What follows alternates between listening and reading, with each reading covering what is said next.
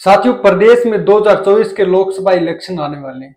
इसकी तैयारी राजस्थान की भजनलाल सरकार ने पुरजोर तरीके से कर ली है। इसका अंदाजा आप इससे लगाया जा सकता है कि पूरे देश और प्रदेश में सबसे बड़ा वोट बैंक होता है वो आंगनवाड़ी वर्कर। इन आंगनवाड़ी वर्करों को रुभाने के लिए राजस्थान की उप मुख्यमंत्री और महिला बाल विकास मंत्री दिया कुमारी ने 2 जून ने इन आंगनवाड़ी कार्यकर्ताओं को पकड़ा दिए। पहला जून पकड़ा है कि जो आंगनवाड़ी वर्कर के लिए जो आवेदन होता है वो अब अवैध महिला भी इसके लिए आवेदन कर सकती है। साथ ही साथ दूसरा, इनको 10% इनके वेतन में बढ़ोतरी का आश्वासन भी जो महिला बाल विकास मंत्री है दिया कुमारी ने दिया है, और ये वेतन बढ़ोतरी है वो अप्रैल माह से शुरू भी हो जाएगी। साथियों, मैं आपको बता दूं, एक आंगनवाड़ी वर्कर जो कार्यकर्ता होती है उसकी सैलरी होती है मात्र 9,000 रुपए, जो स्टेट और सेंट्रल गवर्नमेंट दोनों मिलकर देती है। साथ ही साथ मैं बात करूं, जो सहायिका होती है उसकी सैलरी होती है 4500 रुपए, और साथ ही उसकी होती है 6,000 रुपए। ये सभी जो सैलरी मैं बता रहा हूं वो सेंट्रल और स्टेट गवर्नमेंट यानी राजस्थान गवर्नमेंट और मोदी सरकार दोनों मिलकर इनको इतनी सैलरी देती है। साथियों, आपको ताज्जुब होगा कि एक मजदूर होता है वो 500 रुपए पर डे, ये मैं आपको मिनिमम बता रहा हूं, बाकी आपको 500 रुपए मजदूर भी नहीं मिलेगा। लेकिन इन आंगनवाड़ी वर्कर से किस तरीके से काम करवाया जाता है, चाहे आप टीकाकरण ले लो, चाहे आप सर्वे ले लो, चाहे आप चुनाव में ड्यूटी ले लो, या कोई बीएलओ की ड्यूटी हो, हर जगह इनकी ड्यूटी लगाई जाती है।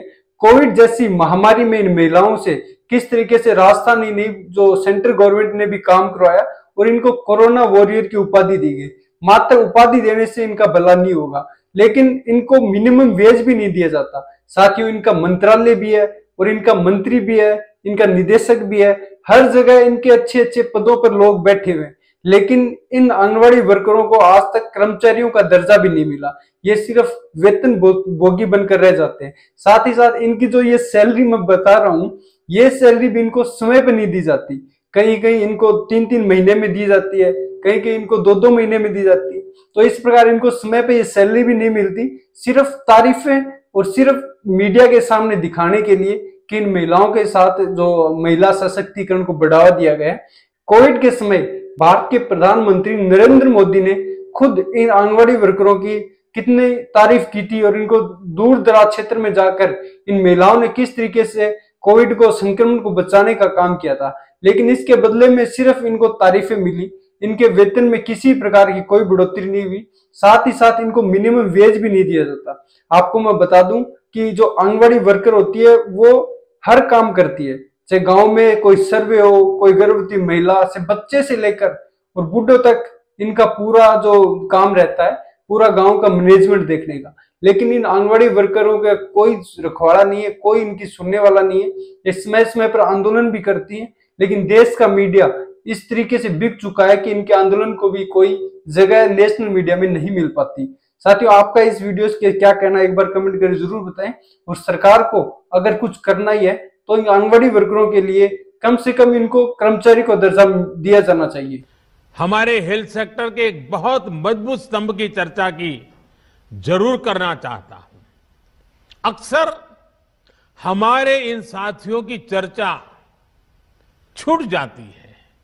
ये साथी हैं हमारे आशा, एएनएम, आंगनवाड़ी और गांव-गांव में डिस्पेंसरियों में तैनात हमारे स्वास्थ्य कर्मी। हमारे ये साथी संक्रमण को रोकने से लेकर दुनिया के सबसे बड़े टीकाकरण अभियान तक में बहुत महत्वपूर्ण भूमिका निभा रहे हैं।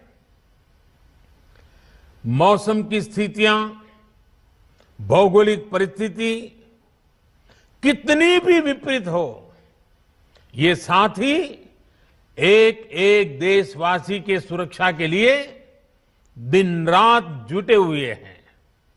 गांवों में संक्रमण के फैलाव को रोकने में, दूर सुदूर के क्षेत्रों में, पहाड़ी और जनजातीय क्षेत्र में टीकाकरण अभियान को सफलतापूर्वक चलाने में